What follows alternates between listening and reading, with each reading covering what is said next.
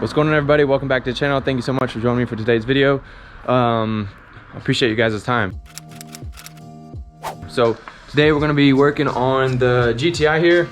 I've already went ahead and played tic-tac-toe with the cars and got everything set up. So a while back, well actually it's been a long while back actually, when I first got this bottom lip put on, there was a little accident. Pulled a little bit too far forward over something, and it stuck up just enough to kind of grab the bottom of it down here and pull it out. So this little bumper tab right here broke.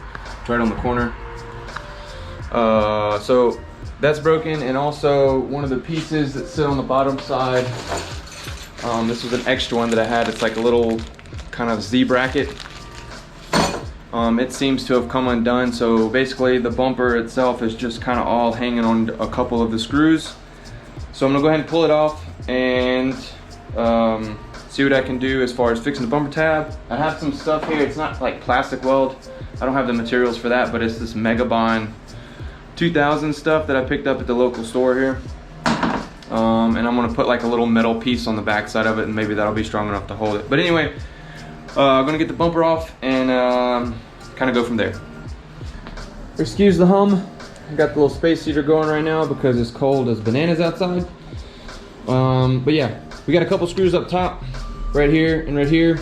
I'm gonna be using a T25 Torx. It should pull the grill off. There'll be another couple of screws that kind of line this inner lining right here. I believe those are T25 as well. And then I'll move over here to the inner fender on both sides and get that out. And I believe there's just a couple on the bottom side, but I'm not going to bore you guys with everything. It's really simple. There's a couple bolts, couple screws, remove them, the whole bumper should come out, and then you got to disconnect the electrical little bits right there where the fog lights are at. All right, the ones that are just down here in the bottom part of the grill, it's a T20. These top ones are going to be T25, and I think it's just going to be a combination of both while trying to remove all these screws.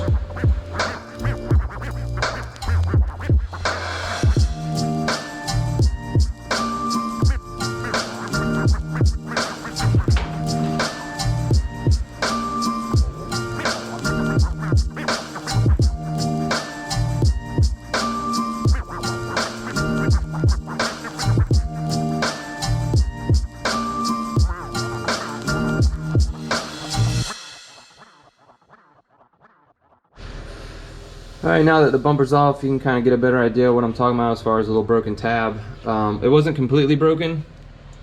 It was just barely hanging on by a little bit, but pulling it off, it snapped completely off. So that's where the part is that's broken. There's a couple other little spots like down here. There's supposed to be a little screw, keeps it from moving around. So I'll have to replace that. There's a couple other ones kind of along the area. And there's also a damaged portion here. I didn't realize it was broken quite that bad, but you can kind of see it separate. That's unfortunate. That would very much benefit from being plastic welded, but like I said, I don't have any type of plastic weld type things. I just got this Ultra Bond stuff, so I'll probably just end up putting the Ultra Bond in there. It's not a great fix. It's more of a temporary thing, but it'll keep the crack from spreading further, I think, that's a plus. And as far as this goes, I think what I'm gonna do is actually get a piece of aluminum. I got a little spare pile of metal and stuff kind of back in that area, but I think I'm gonna take a piece of aluminum and kind of bend a little angle bracket or something to fit in here, and then bond it to the inside of the bumper and use the existing hole here with this screw to hold it in place. And then the other place will be right there that kind of bolts up into this area. I think that'll work out pretty good. It'll be a lot easier than trying to super glue or whatever that little piece back on and then put the bond on and hope it holds. So I think a little angle bracket will work. So I'm gonna go back to the little bin back here and see if I can find some pieces and see if we can get it fixed. All right, so I think I found a piece that'll work. At first I was gonna use this. It's from an old track bike that I had and crashed, but I think it's just too thick right here, you know? Material's just too thick, and it will also kind of be more of a pain to manipulate. So I found this piece here. I think it's a heat shield or something from an old weed eater that I had, but it's nice and thin. It already has an existing hole that I can use, and the bends are also reinforced, so to speak. And I just think it'll be a lot easier to manipulate to make the piece that we need. So I'm gonna get this kind of cut down to size for a test fit, and then go from there.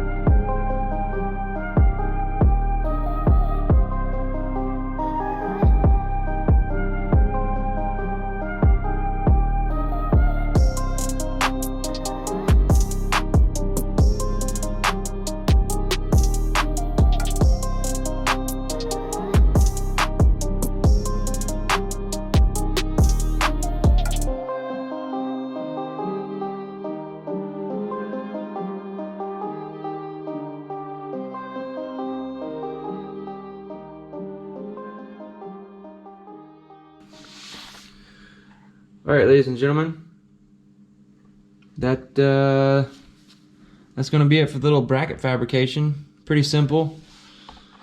Like I said, plastic welding would have been or would be better for this. I just don't have any plastic welding materials or anything like that, so I made a little bracket. Go ahead and adhere it to the plastic, and that should be more than enough as far as strength goes to hold it where it needs to be at. Got the little screws in I need to get in here, and one on the other side over there. So yeah, we'll just let this sit for about 30 minutes, and then we should be able to pop the bumper back on. There is one more thing I need to do.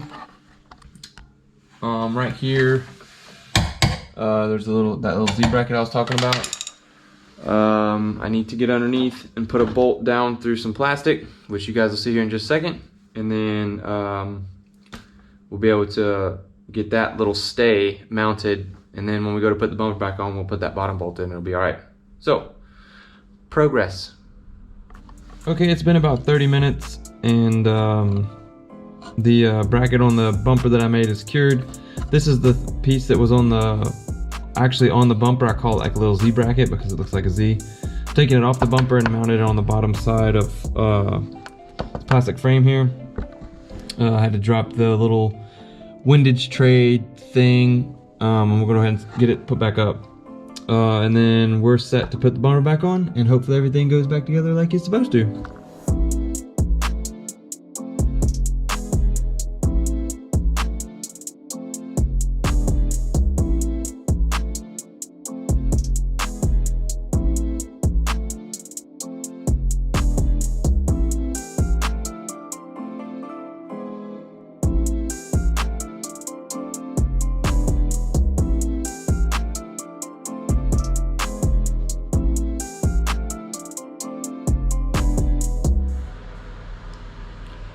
Alright, ladies and gentlemen, here's the corner we just repaired, if you will. The little angle bracket.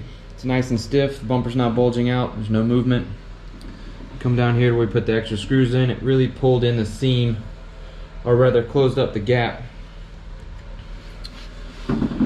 Turned out pretty nice.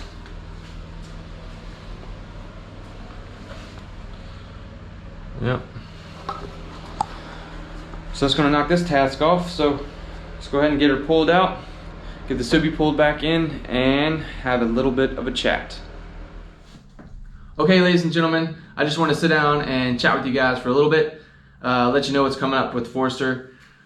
I know I mentioned in the last video that I was not interested, or willing rather, to drop the gas tank, and that was kind of more of a joking slash slightly annoyed thing because I couldn't figure out what the issue was. Found out the issue, it's the vent valve. The vent valve sits on top of the gas tank, and it's got this little slide mechanism that goes up and down depending on if air's being displaced from filling up or if gas is sloshing, whatever. Sometimes the slide sticks or the diaphragm on top gets a hole in it or messed up somehow and it doesn't work. So that's the issue with the Forester. That's why it's not filling up correctly. So I will be dropping the gas tank here in the near future. I'm just waiting on the part to come in. I ordered it about a week ago, and the gentleman told me that it was going to be somewhere between 10 and 15 days, maybe a little longer depending on how everything works. With COVID happened, the last several months, everything I've ordered from the States have taken a really long time to get here. So just kind of at a standstill waiting on parts. Also, I need to replace the rear wheel bearing. I have that part here and the tools to do it. So that'll be coming up. And what else? I'm also going to be installing the coilovers, but most of that probably going to happen after I get the gas tank in the car, as I'm going to have to pull all that stuff off anyway. So yeah, hope you guys enjoyed this episode. It was a real quick fix on the GTI, just something temporary to keep it from kind of flopping out in the wind, and also to keep that crack from spreading. Temporary, like I said. Hopefully I'll get some plastic welding stuff here in the near future and I'll be able to repair it the correct way. Yeah. So yeah, like I said, hope you enjoyed it. Go ahead and tag that subscription button if you have not already, and I'll catch you guys in the next one. Oh, before I completely bail out, happy Thanksgiving to everybody if I don't get another video out this week. Hope you have a great holiday and enjoy all the fellowship and family time you're going to get. Laters.